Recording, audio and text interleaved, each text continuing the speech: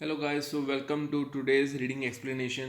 This reading was uploaded on Facebook and Instagram of New Easy IELTS. So please make sure that if you haven't done, go to the description and click the first link because the reading link is given in that and you can find that, solve that, and I would recommend you to watch this video after solving that reading.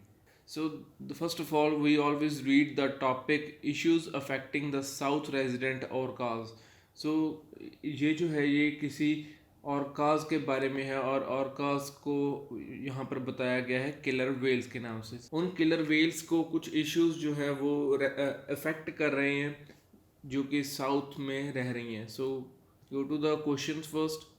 So as you can see the headings are there but we never do the headings first. Headings हमेशा last में करनी चाहिए. So I will just skip on these and I will start with MCQs because MCQs बहुत जल्दी हो जाएंगे as compared to headings. Then Phillips and Phillips जल्दी हो जाएंगे as compared to headings. So heading मैं करूँगा last में. So first of all I will start with MCQs.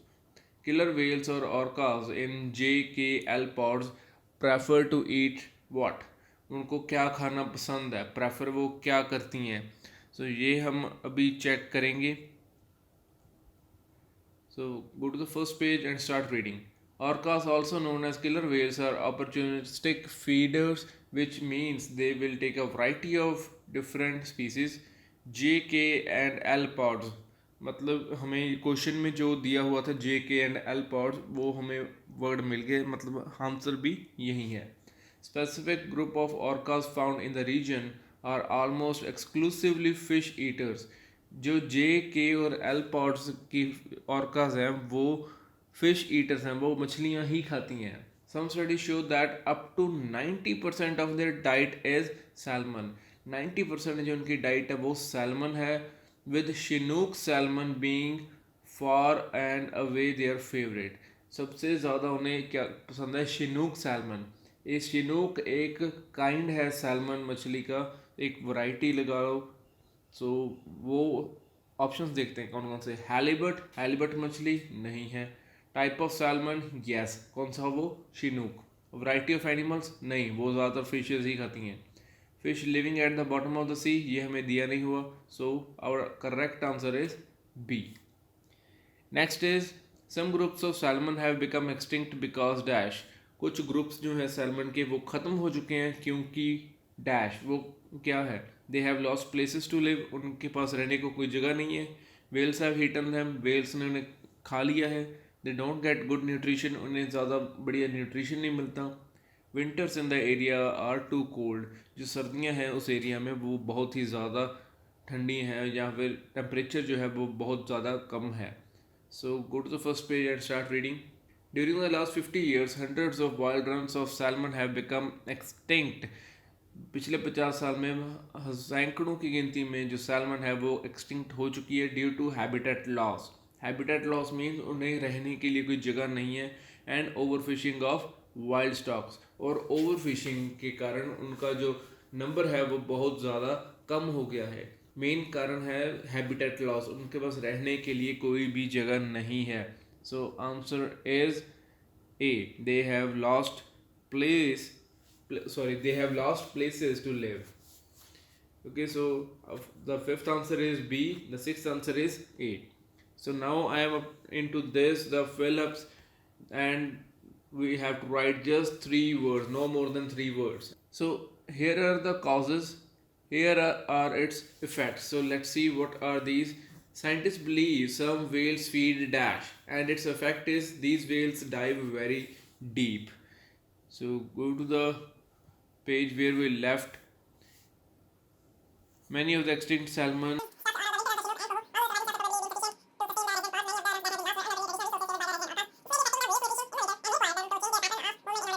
Other studies with attacked whales have shown that they regularly dive up to 800 feet in this area. So हमें यहाँ पर answer मिला है कि जो वेल्स हैं वो बहुत ज़्यादा गहराई में डाइव करती हैं, तकरीबन 800 feet. Researchers tend to think that these deep dives, the whales may be feeding on bottom fish. वो क्या खा रही हैं? बॉटम फिश खा रही हैं. सो हम Scientists believe some whales feed on dash. So वो क्या खा रही हैं? वो खा रही हैं bottom fish. And its effect is these whales dive very deep. So our answer is on bottom fish. This is our seventh answer. Next is eighth. The cause is scientists believe that the area is being overfished. मछलियों को कुछ ज़्यादा ही पकड़ा जा रहा है. Rockfish caught today is dash than rockfish caught in the past. Go to the second page and start reading. Bottom fish species.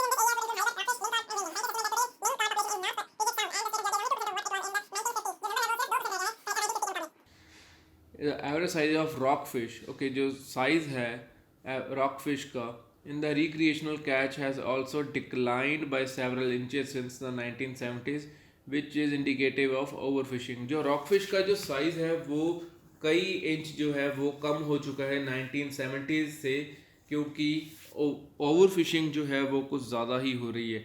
So our answer for here is rock fish caught today is smaller than rockfish caught in the past. में मतलब उनका जो size की बात कर रहे हैं हम. Okay, rockfish caught today is smaller than rockfish caught in the past. Eighth is done. Ninth, orcas are at the top of the ocean food chain. Orcas जो हैं वो सबसे ऊपर हैं ocean की food chain में. इसका effect क्या है? Dash affects orcas more than it does other sea animals. So देखते हैं क्या होगा इसका answer.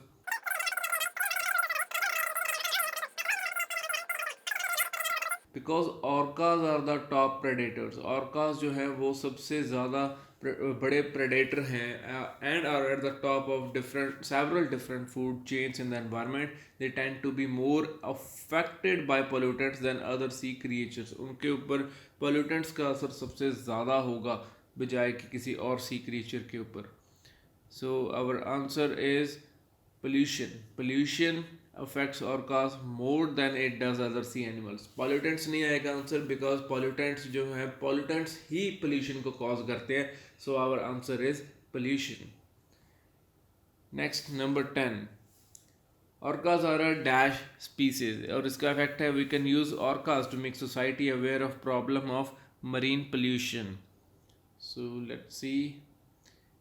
Examinations of stranded killer whales have shown some extremely high levels of lead, mercury, polychlorinated hydrocarbons, abandoned marine toxic waste dumps, and present levels of industrial and human refuse pollution of the inland waters probably present the most serious threat to the continued existence of orca population.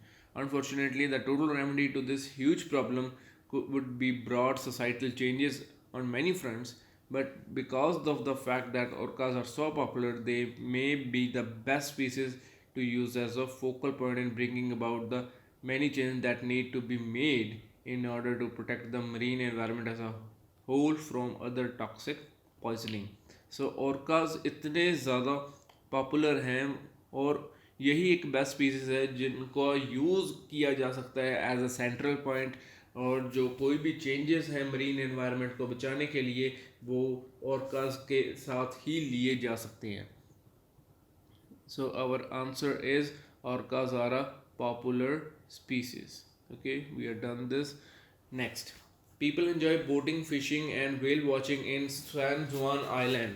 लोग boating, fishing और whale watch करना पसंद करते हैं San Juan island में. On weekend there are dash near the whales. Weekends पर क्या होता है वेल्स के पास. So let's go to San Juan islands. The waters around San Juan island are extremely busy due to international commercial shipping, fishing, whale watching and pleasure boating. On a busy weekend day in the summer, it is not uncommon, which means it is common to see numerous boats in the vicinity of the whales as they travel through the area. So numerous boats हो सकता है answer, और हमारा answer भी यही है जो कि बनेगा. On weekends there are numerous boats near the whales. This one was easy. Kayaks are dash, और इसका इफेक्ट है marine animals hit them when they come up for air. So kayak हमारा कीवर्ड है, कायाक को हमें ढूंढना पड़ेगा. Kayakers even present a problem here because they are so quiet. जो कायाक्स होती हैं जो जिसमें एक सिंगल आदमी बैठता है वो बहुत ही ज़्यादा क्वाइट होती है.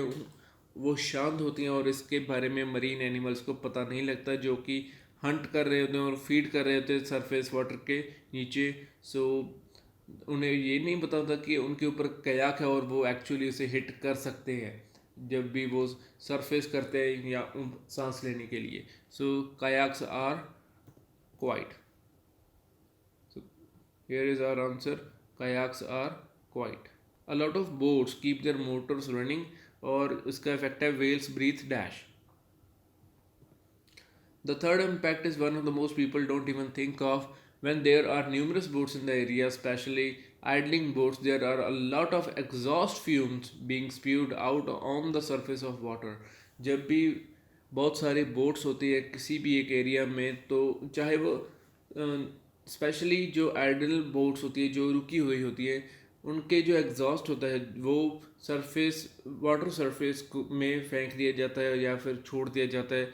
When the whale comes up to take a nice big breath of fresh air, जब भी whale ऊपर आती है और वो fresh air लेने की कोशिश करती है, it instead gets a nice big breath of exhaust fumes. वो exhaust fumes को अंदर ले लेती हैं या फिर वो सांस लेने के लिए exhaust fumes को अंदर खींच लेती हैं, इनहेल कर लेती हैं। So our answer is whales breathe exhaust fumes. Next, boats are noisy. Boats जो है वो नॉइजी हैं और इसका इफेक्ट है whales have difficulty dash. Whales में डिफ़िकल्टी आती है। So D paragraph, similar to surface impacts a primary source of acoustic pollution. Acoustic word is related to the sound. Acoustic pollution for this population of orcas would also be derived from the cumulative underwater noise of vessel traffic. So उन जो ऑर्काज हैं उनके लिए एक और बड़ी समस्या है और वो है अकाउस्टिक पोल्यूशन। जो जितनी भी वेसल्स हैं, जो भी बोट्स जा रही हैं, शिप्स जा रही हैं वाटर के थ्रू, वो पोल्यूशन भी क्रिएट करती हैं जो कि साउंड पोल्यूशन होता है और वो डेफिनेटली ऑर्काज को इफ़ेक्ट करता है।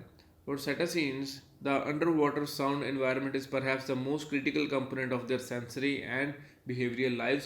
Orcas communicate with each other over short and long distances with a variety of clicks, chirps, squeaks, and whistles, along with this using echolocation to locate prey and to navigate. They may also rely on passive listening as a primary sensory source. The long-term impacts from noise pollution would not likely show up as a noticeable behavior changes in habitat use, but rather as sensory damage or gradual reduction in population health. So जो noise pollution है वो behavioral change नहीं करेगा, जो कि noticeable नहीं है, लेकिन वो सेंसरी डैमेज ज़रूर करेगा और इस वजह से जो ऑर्कास का नंबर है वो ज़रूर कम होगा, उनकी हेल्थ जो है वो ज़रूर डिग्रेड होगी। So our answer is communicating, क्योंकि वो क्या करते हैं, वेल्स क्या करते हैं, boats are noisy, whales have difficulty dash and that is difficulty communicating. So main जो आंसर है वो है communicating and here is the answer, the whales communicating. अगर बोट्स ज़्यादा होंगी तो वो कम्युनिकेट नहीं कर पाएंगी। Okay, whales have difficulty communicating. So now we are into the headings. Section A में किस चीज़ के बारे में इंफॉर्मेशन दी गई है, उससे पहले हम सारे के सारे जो हेडिंग्स दिए हुए हैं सातों वो पढ़ देंगे। टॉप एशियन प्रेडेटर्स कि वो सबसे ज़्यादा बड़े प्रेडेटर्स हैं, शिकारी हैं। टॉक्सिक एक्सपोजर, टॉक्सिक मीन्स कोई भी polluting thing. Third is declining fish population, जो फिश पॉपुलेशन है वो डिक्लाइन कर रही है। Fourth, pleasure boating in the sand zone island with under water noise, जो प्लेजर बोटिंग है लेकिन वहाँ पर क्या आ रहा है, अंडर वाटर नॉइस भी है और सिंपली एक अंडर वाटर नॉइस भी दिया हुआ है। स्मोक इन लार्ज सिटीज़ की हमारे पास कोई बात नहीं है, सो ये आंसर बिल्कुल ही इनकरेक्ट है।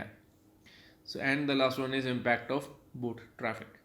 सो सबसे पहले सेक्शन ए में क्या दिया हुआ है फर्स्ट पेज में, यहाँ पर जो फिशेस है उनका जो नंबर है वो डिक्रीज़ होने की बात की गई है और सेकंड पेज में भी यही बात है कि वो 2% रह गई हैं या फिर ओवर फिशिंग हो रही है। फर्स्ट पेज में था कि 90% डाइट जो है वो सैल्मन है और 100 ऑफ सैल्मन जो है वो एक्सटिंक्ट हो चुकी हैं। So our answer can be declining fish population, fish की जो पॉपुलेशन है वो डिक्लाइन कर रही है. So our answer for section A is third.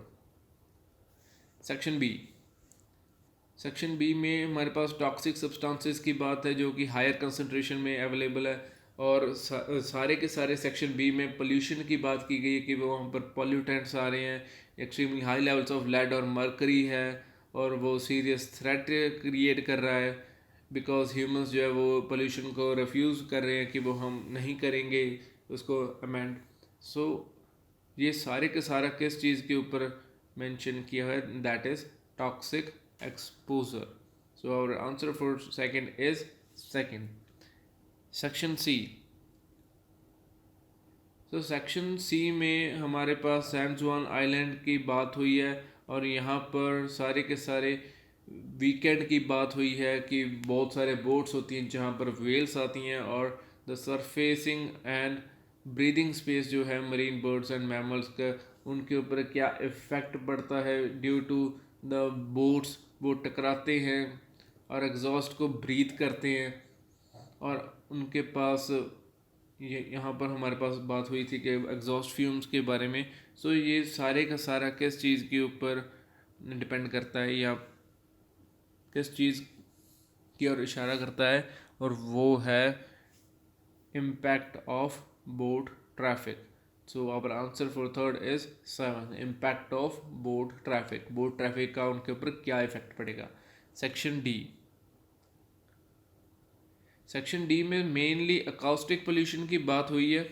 जैसा कि हमने रीड किया था कि उन अकाउस्टिक पोल्यूशन की वजह से उनमें सेंसरी डैमेज हो सकता है, पॉपुलेशन हेल्थ जो है वो ग्रेजुअल डिक्लाइन करेगी. सो ये क्या है, प्लेजर बोटिंग. यहाँ सेक्शन डी में सैन जुआन आइलैंड्स की कोई बात नहीं है. So our answer for fourth is, so our option number 4 is wrong and our correct option is fifth. So our answer for fourth question is 5. So here are all the answers, and if you need the online classes, those are available also. You just have to send me a DM on Instagram or TikTok and I'll guide you through the whole process. Also watch my new show Coffee with Navpreet Singh every weekday on Instagram live, and you can ask me any of your doubts. कोई भी आपके doubts हो तो आप वहाँ पर पूछ सकते हो weekdays पर, Monday to Friday or maybe Saturday 6 p.m. every day.